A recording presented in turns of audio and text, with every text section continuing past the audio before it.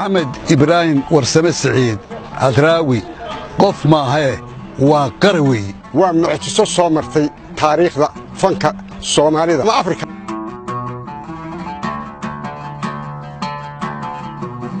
waxbadan baa idinku hurdaa diray ka dhigo aanu waagu noogu bariyay soo jeed iyo qalin iyo waraaq waxa la wax lacag aan ku doonaynaa ma jirto waxa weeyaan xilada maqdibku dhibo oo hel baa ku diray oo soo jeedinaya waajib nolosha ka jira gobonimada u weyn baadidoonkeeda ama adkeynteeda iyo ilaalinteeda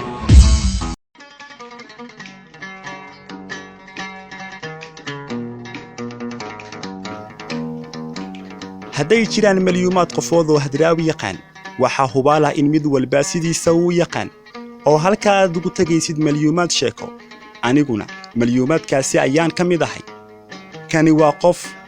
waa abuur insi ah waa nolol giiraan ah oo xilkeeda xiskeeda xanuunkeeda iyo xiriirkeeduba waqti xadidan ay leeyihiin oo meel ka bilaabday meelna ku dhammaaday tan iyo maanta noloshaasi giiraanta wixii soo maray inta yar ayaan ka warqaba ayaan ka bartay hadraawi ku yahay wartabintuna ay ka shidaal qaadanaysaa jacayl dhiig ma lagu qoray wali dhuux ma loo shubay qofna saarta dhabarkiiyo ma u dheegay feedhaha dhabanada cad laga jaray hadalkii ma lagu dhigay xinjiraan islaga fogin midabkeedu dhiin yahay laga dhuray halbowlaha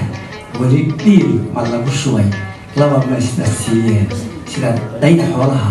dhagdhag ma wadaag maxamed ibraahim warsame deegaanka bale calalne ee ku yaala degmada Qorilugood ee gobolka Caynaba ayuu ku dhashay bilowgii afartimeeyadii qarnigii la soo dhaafay qoys xoolo dhaqata ayuu ka soo jeedaa mii isku kala jira inta dunida cirifyadeedu ay isku jiraan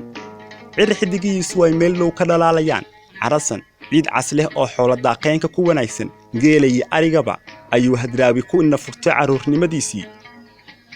hadraawi maskaxdiisii u gubka ahaa waxaa dugsi waxbarasho u ahaa dhulka cimiladiisa cirka haybadiisa xoolo ilaalintooda dadka deegaankaasi ku nool aqoontooda xeerkooda iyo waaye aragooda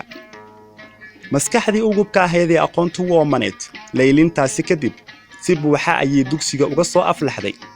10 sano jirkiisii wax yar baa ku seeganaa deegaankaasi aqoonta loo yeelan karo iyo habnooleedka dadkiisa ay kaga dhaqmayeen qaabka ugu miisaanka culus ee noloshii axwaasheeda la isku gudbin jiray oraah ayay ahayd midaana hadraawi si fiican ayuu uga haqabeelay salka saaska iyo hodannimada afkiisa iyo suugaantiisa lagu ashqaraarayo halka ayay ka soo jeedaa deegaankaasi inta uu isha ku dhuftay baadka biyaha xoolaha xayawaanka cirka dhulka dadka iyo hidaha ka jira mid aanu magaciisa baran iyo habka loo adeegsado waxba kamaysan maqnayn kaasi waa hadraawiga afyaqaanka ah ee magaca uu u baxay taana waa giiraantii noloshiisii ugu horeysay sidaan anigu waaqaan aadan halbaraadka ugu culus tan iyo maantadan la joogo ee laga garan karo saamaynta hadraawi shakhsiyadiisa qof ahaaneed iyo tan suugaaneedba magaalada Cadan ayaa lagu arooriyaa hadraawigii afka iyo dhaqanka baadiyaha soo fuuqsaday ee 10 jirka aan waxbaba u raacin ayaa ka soo degay marsada cadmeed marsada New York iyo tan Hong Kong ayaa lagu dari jiray markaa marsooyinka adduunka ugu fiican ee la sheego doonitu arki jiray si walba uga gadisan ayuu la kulmay tirada ugu badan ee la iskugu yimaado aroos ama iid ama alabari miyigu waa 10 mana dhaafi jirin intaasi ishiisuna wax ka badan maysan arki jirin Cadan markuu soo galay 10,000 oo isdhex yaacaya oo qurumo afaf diimo iyo dadyow kala duwan ku socda ayuu la kulmay daaro wadooyin iyo duni wada iftiimayso waan laga baqayn bahal iyo bala kale oo reerka u soo dhaca ayuu ku soo degay